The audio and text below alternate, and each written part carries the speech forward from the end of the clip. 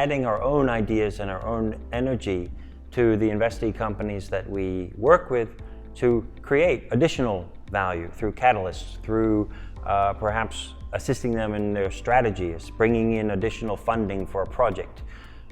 All of these things that we do, or even in one case sitting on the board, right, to assist a company and help to take it out of the emerging market context and make it more attractive to not only domestic investment managers, but also to the foreign managers who will then be coming.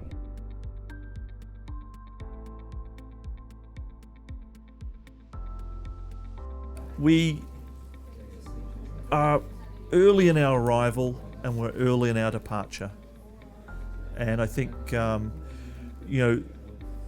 the herd arrives and pushes up our valuations of our stocks tremendously high, and it gives us an invitation to sell. And it happens time and time again. Every entry that we have made is generally unfashionable at the time. But let me assure you, it becomes very fashionable within a period of 24 months. After the credit crisis, we invested into a unique set of opportunities listed in Australia, which happened to be global REITs. These had been misplaced by global investors and forgotten. They were down, in many cases, 97%. Yet NAVs had been only impacted approximately by 50%, implying over 10 times of recovery upside. It was a very good investment theme for us.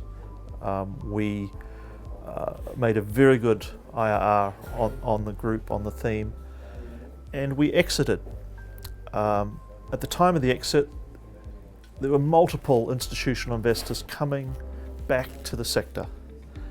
We then moved on after that to Vietnam, which was very non-conformist position at that time. We are seeing quite an arrival of investors currently, but the theme is still under-owned.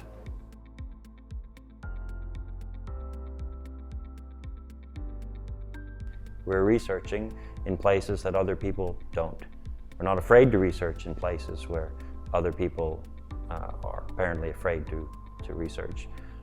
The result of this is that we often find there are great investments that are not terribly risky in a normalized context, but they've just been ignored. Sentiment is negative for some reason. We're willing to ignore negative sentiment for the right reasons. And those right reasons are that we view this particular investment to have an asymmetry in terms of risk and return, and this investment should have a wide margin of safety from our perspective. Your local participants are only doing research on the top 50 companies. So what that means is there's effectively no research on the remaining 650 companies.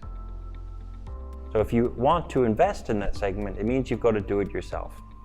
And that's exactly what we do.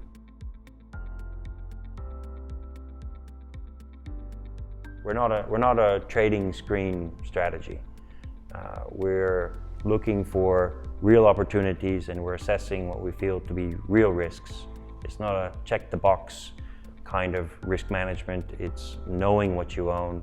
It's knowing the people who are driving the value in your companies. It's assessing their strategies. It's advising where we feel it's appropriate to advise. We're willing to go to that extreme. We're not many of your larger fund management companies by policy don't get involved. They don't sit on the board, or they won't take a major position in a company. We do all of those. How we mitigate risk is to ensure that there's a wide margin of safety for our investments. And this in some part is created by a large asymmetry between the risk-return profile. We tend to control risk still through diversification, but I'll call it intelligent diversification. At a moment in the cycle where we are focused on Vietnam because that's the opportunity set that has the most asymmetric risk-return profile, and we like that a lot.